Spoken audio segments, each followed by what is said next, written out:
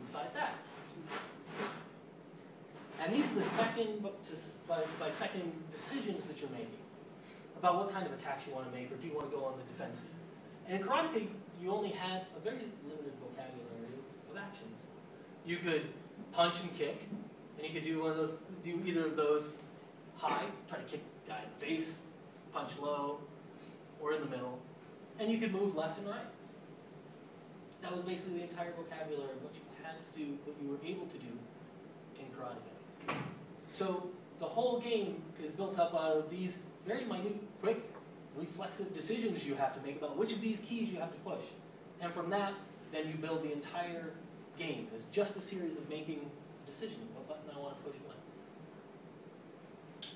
So hopefully that describes a little more what it's like to play Karateka than just when I tell you use your awesome karate to beat some bad guys. Karateka spawned, along with a couple other games, spawned a whole genre that's still very fruitful today, of fighting games. And they basically built on what Karateka did, and added more and more complexity, more graphical detail to what was going on. For example, Street Fighter added a whole series of complex maneuvers. Now instead of just, oh, I hit Q to punch up, now it's I push down, left, up and to the left, right, push this button, that button, in order to do some particular move, and you have a huge set of moves that you can do. Later, very infamously, Mortal Kombat added the idea of extremely over-the-top, kind of stupidly brutal finishing moves. These are really rewards for beating the other guy. They're kind of a stimulating reward for you. And then Virtua Fighter added, brought the games into a 3D space with 3D characters. Well, I want to go a little bit further than that and talk about a game that in some ways comes from this line of fighting games, but is also in a way very, very different. It's a game called Shadow of the Colossus. This came out for the PlayStation 2, I think in 2005. And in Shadow of the Colossus, you're this guy down here, you can see him, and you're fighting that guy, and a whole series of them. In fact, interestingly, you're fighting 16 Colossus in Shadow of the Colossus, the same number as Karateka. One-on-one battles, just like Karateka. So at the top level, Shadow of the Colossus, in terms of the game loops, looks identical to Karateka. But obviously, trying to do a high kick on this guy is not going to do anything, right? So when you get down closer, it's a very different game. And to explain that level, I'm going to jump back again now to another important game. On the Nintendo Entertainment System, came out in 1985, and its primary system-selling game, most famous game, does anyone know? Super Mario Brothers. Super Mario Brothers is an example of what we call a platformer. It's called a platformer because, well, mainly what you do in the game is jumping. You jump onto these platforms and try to get the next one to navigate around. Now, Super Mario Brothers and Karateka, in a lot of ways, are very different types of games. In a fighting game like Karateka, the focus is on the enemies. You're running up against these characters, you're trying to beat them before they beat you. And what makes it challenging is the behaviors of those enemies. Some of them attack faster, or some of them slower. Some of them are more aggressive, or less aggressive. And you're trying to learn how are they behaving so that I can counter whatever they're doing. And the methods you have to counter them is use your own attacks. Super Mario is very different. Platformers are very different. The focus on the platformer is on the environment, the space that you're in. If you notice in Karateka, the environment, and it's true through the whole game, is flat. You're just on a flat level. In Super Mario Brothers, again, you're jumping between all these platforms. The challenges are obstacles. Now there are creatures, there are enemies in a sense, in Super Mario Brothers, but they move very, very predictably, and really they become timing puzzles. Trying to learn, when can I land on this guy to jump on top of him or avoid him?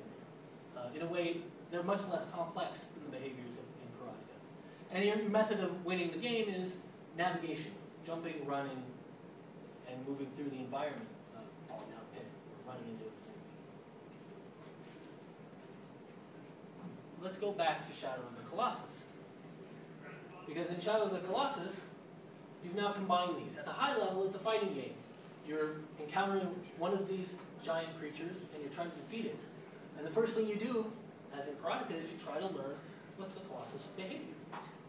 Maybe if I shoot him in the leg with an arrow, he's going to bend over like this, and now I can jump onto him and grab on to some hairy spot in his arm where I can hold on. Because what I end up doing is navigating the Colossus.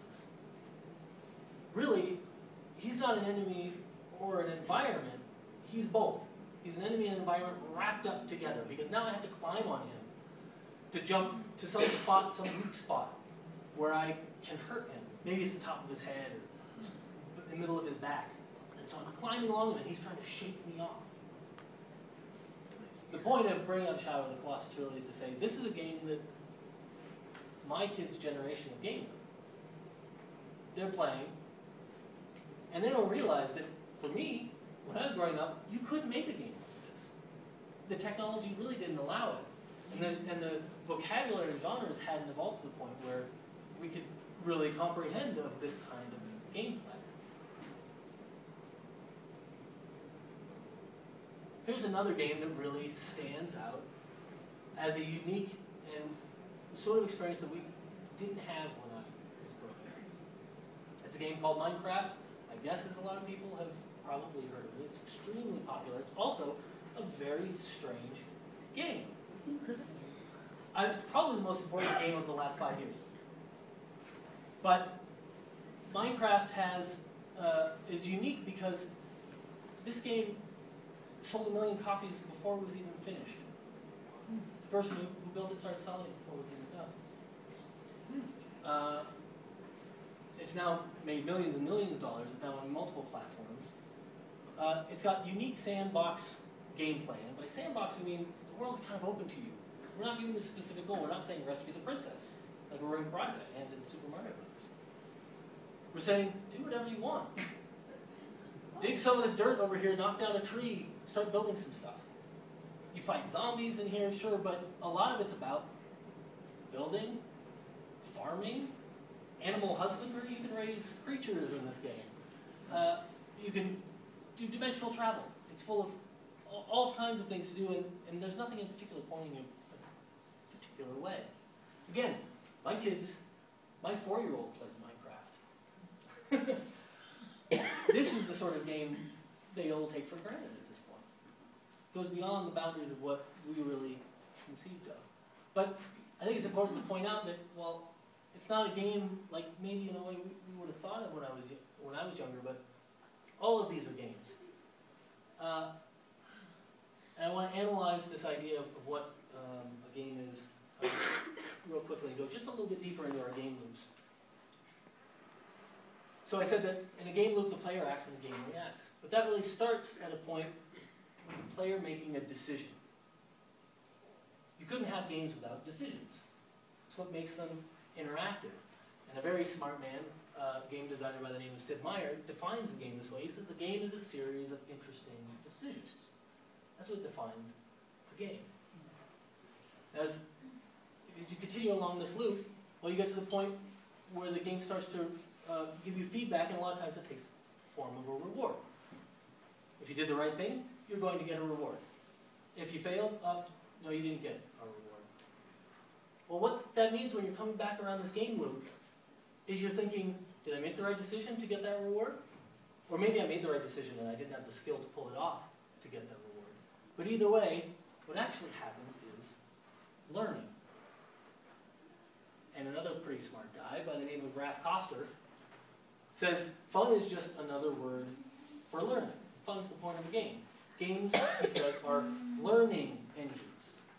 Now, a lot of what the game is teaching me is something that really is only useful in the game.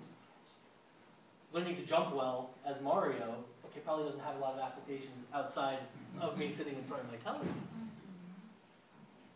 But this is about learning. Now, it's important to talk about how decisions in games are different from decisions in real life. In a game, the decisions you can make are very clear. In Minecraft, I have all those blocks, and there's a lot of them. But if I want to dig, I know I've got to break these discrete blocks. The rules are consistent.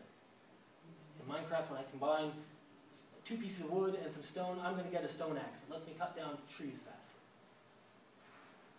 I have a limited action set. Think of Karateka, where I had a few buttons I could push, and that's it. And the game will reward me consistently when I do good things, and will reward me more for the things that are harder to do. And when I fail, it's not so bad. Mario respawns, right? Well, in real life, it's not like that, is it? Decisions in real life are nuanced and complex. The rules are inconsistent. I don't always know that I'm going to get rewarded for doing the right thing. And if I fail, well, in some cases, that could change my life. No wonder we love to play games. So how does this apply to Generation 2? Because as a game developer, when people find out I'm a game developer, I always get this question. Sometimes not even really a question, but people come up and say, you know, my kid loves video games, or my grandkid loves video games. And there's this sort of implicit question of, is that okay? Is this good or bad for them? And of course, we always want to define things as good or bad, but it's never quite so simple. But here's what I would say. There's a good side in that games can be, in a sense, practice for real-life decision-making. A place to experiment where it is safe to try different things and learn how to make good decisions. On the flip side, games can be a place, if you spend too much time just making decisions in games, you may never become comfortable making decisions in real life. You retreat to that safe place, and you don't know how to make decisions in real life. So, as Generation 1 gamer, my advice to the Generation 2 gamer is look for ways to apply what you do in games to real life. Find a bridge between the two. Obviously, don't forget the real life is out there, and also remember that the rewards for the things you do in real life, well, they're real. So they're a little bit better than the rewards you're going to get in a game. And that's it. Does anyone have, do we have time for questions? We unfortunately do not have time for questions because we have a movie date over at the Aurora Public Library. But let's give a round of applause for this very educational and informational